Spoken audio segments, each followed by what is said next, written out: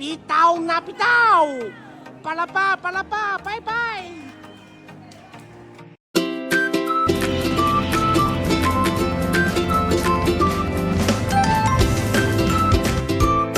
Hi guys, ayun no. At ngayong araw ay pupunta naman tayo ng Shipping Old Street. At itong lugar nga na ito ay isa rin sa pinakamadalas na pinupuntahan din ng mga nagtutour dito sa Taiwan. At dito nga mula Taipei Main Train Station ay sumakay kami ng train papuntang Rupang. At 45 minutes nga ang biyahe namin kaya medyo malayo-layo din itong pinuntahan namin. At sakto nga pagdating naman namin dito sa Rupang, ikakalis lang naman ng train papunta namang Shipping. Kaya naman tamang hintay muna kami ng train. Alas 3 pa susunod namin biyahe. Yung isa ay naatok na din na kaya. Lakda na. At after naman ng ilang minuto ay dumating din yung train papunta naman ito ng Shifen. Dito nga mabahaba din ang biyahe papunta doon. Pero malilibang ka rin naman sa ganda ng mga view na madadaanan nyo. Kaya hindi mo rin mapapansin na nakarating na pala kayo. At dito nga nakarating na kami sa Shipping Old Street. At pagbaba nyo nga dito sa mismo release kayo tatawid papunta naman ang kabilang platform. At paglabas nyo nga ng train station ay bubungad sa inyo yung mga nagliliparang lantern. At hindi lang lantern, syempre may mga pagkain din na napakasasarap. At syempre pag-usapang pagkain hindi pwedeng hindi namin titikman yan.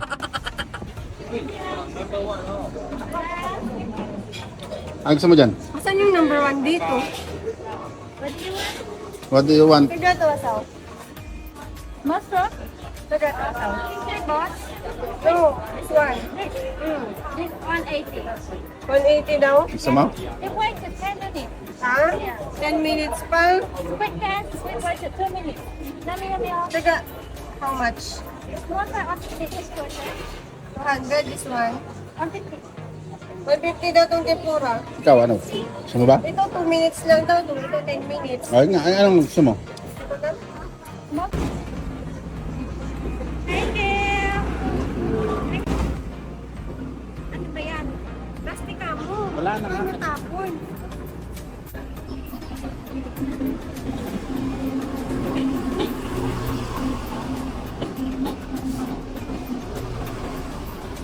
At pagtapos nga namin bumili ng pagkain, bumili na rin kami ng lantern para makapagpalipad na. Pero syempre, bago magpalipad, kailangan mo na magsulat ng messages. At dito nga, ang napili namin yung may 4 na kulay. Marami ka nga pagpipilian na kulay. At bawat kulay nga, merong ibig sabihin nun. At ang napili nga namin ay pink, red, yellow at blue. At kung hindi nga ako nagkakamali, ang ibig sabihin ng pink ay love. Pero syempre, bago ko pinag-sober, ginugel ko muna para sure. Mahirap na magmarunong, baka mabash. At nabalik nga tayo, ang sunod nga namin sinulatan na kulay ay kulay pula. At syempre, ayon kay Google, ang ibig sabihin ng red ay health. At susunod nga, dito naman ang sinulatan namin ay blue. At sabi nga ni Google, ang ibig sabihin naman ng blue ay promotion or career. Kaya naman nakisulat na rin ako. At ang sinulat ko nga dito, sana dumami ang views namin at ang followers namin. Kaya ikaw na nanonood, baka naman i-follow mo na at i-like ang page namin. At syempre, i-share mo na rin, sagad-sagarin mo na. At dito nga, sunod na sinulatan namin yung kulay yellow na ayon kay Google, ang ibig sabihin ay money or wealth. Puta, parang gago. At dito nga, lahat kami nagsulat. Isa lang kasi ang hiling namin yung magkapera.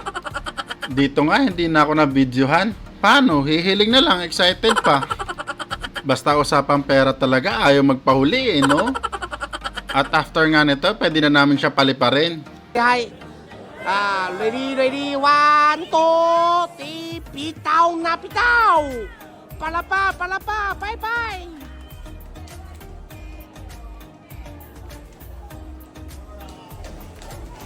At hindi na nga namin na-videohan yung pag-uwi namin dahil sa sobrang pagod. Kaya naman pagkain namin, mauwi na kami. Kaya hanggang dito na lang din tong video na to. Hanggang sa ulitin, bye-bye!